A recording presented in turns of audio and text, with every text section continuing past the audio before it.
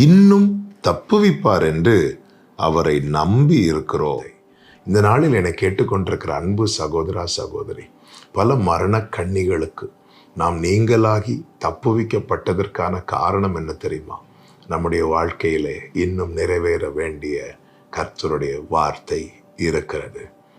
இப்படிப்பட்ட போராட்டங்கள், பிரதிகூலமான சூழ்நிலைகள், எதிர்காற்றுகள் அடிக்கும்போது அவ்வளோதான், எல்லாம் முடிந்து விட்டது, இனி எனக்கு வாழ்க்கை இல்லை என்று எண்ணாதிருங்கள். நீங்கள் வார்த்தை உடையவர்களானால் அந்த வார்த்தை உங்களுக்குள் இருக்கும் வரைக்கும் உங்களை எதுவும் சேதப்படுத்தாது. கர்த்தர் விட மாட்டார். எல்லாம் இழந்த போதிலும் யோபு என்ன சொன்னார் தெரியுமா? எனக்கு வேண்டிய ஆகாரத்தை பார்க்கிலும் உடைய வார்த்தையை நான் காத்து கொண்டேன். நாம் வாக்குத்தத்தம் உடையவர்கள் என்பதை மறந்துவிடக்கூடாது. கர்த்தரால் தப்புவிக்கப்பட்டு இந்த புதிய நாளை கிருபையாய் கண்டு இந்த சத்தத்தை கேட்கிற அன்பு உள்ளமே, ஏன் நீங்கள் தப்புவிக்கப்பட்டீர்கள் தெரியுமா? உங்கள் வாழ்க்கையில் இன்னும் நிறைவேற வேண்டிய வார்த்தை இருக்கிறது. கர்த்தரை மகிமைப்படுத்தி முன் செல்லுங்கள். உங்களுக்கு கர்த்தர் கொடுத்த வார்த்தையை அறிக்கை செய்து சுதந்திரியுங்கள். கர்த்தர் உங்களை ஆசீர்வதிப்பார்.